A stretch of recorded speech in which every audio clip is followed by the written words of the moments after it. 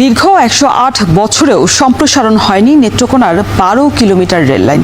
জারিয়া থেকে দুর্গাপুর পর্যন্ত এই রেললাইন সম্প্রসারণ হলে পর্যটনের পাশাপাশি খুলবে অর্থনীতির নতুন দুয়ার। স্থানীয়রা বলছেন, রেললাইন সম্প্রসারণ করে নতুন আন্তনগর ট্রেন চালু করা গেলে এই অঞ্চলের অন্তত ১০ লাখ মানুষের যাতায়াতে সুফল আসবে। আর সম্প্রতি এলাকাটি পরিদর্শন শেষে রেল প্রতিমন্ত্রীর আশ্বাস, সম্ভাব্যতা যাচাই করে দ্রুতই রেললাইন সম্প্রসারণের কাজ শুরু করা হবে। রিফাত আহমেদ রাসেলের প্রতিবেদনে থাকছে বিস্তারিত। পাহাড়ি খরস্রোতা সোমেশ্বরী নদী আর সাদামাটির রঙিন সৌন্দর্যের কারণে নেত্রকোনার দুর্গাপুর ভ্রমণ পিপাসুদের কাছে যেন স্বর্গরাজ্য। তবে যোগাযোগ ব্যবস্থার কারণে এখানকার পর্যটন বরাবরই পিছিয়ে।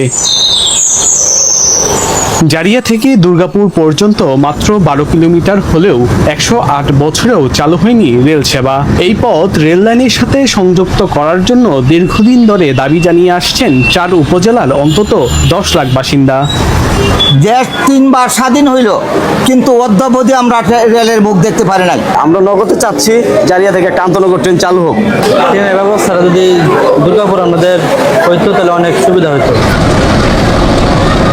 জারিয়া থেকে ময়মনসিংহ রোডে একটি লোকাল ট্রেন দিনে ৫ বার আসা যাওয়া করায় প্রতিদিনই স্টেশনটিতে ভিড় করেন হাজারো যাত্রী। কিন্তু সড়কপথে ১২ কিলোমিটার পাড়ি দিতে অতিরিক্ত অর্থের পাশাপাশি ভোগান্তির শিকার হতে হচ্ছে। দুর্গাপুর থেকে কিংবা নেত্রকোনা থেকে যদি ট্রেনটা দেয় তাহলে হলো আমাদের কম খরচে আমরা আসতে পারি।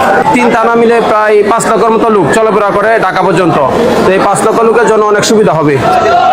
জারিয়া রেল স্টেশন থেকে দুর্গাপুর পর্যন্ত রেল লাইন সম্প্রসারণের লক্ষ্যে ইতিমধ্যে স্টেশনটি পরিদর্শন করে ১২ কিলোমিটার রেল লাইন সম্প্রসারণের সমীক্ষা যাচাই শেষে দ্রুতই কাজ শুরু হবে বলে জানান রেল প্রতিমন্ত্রী।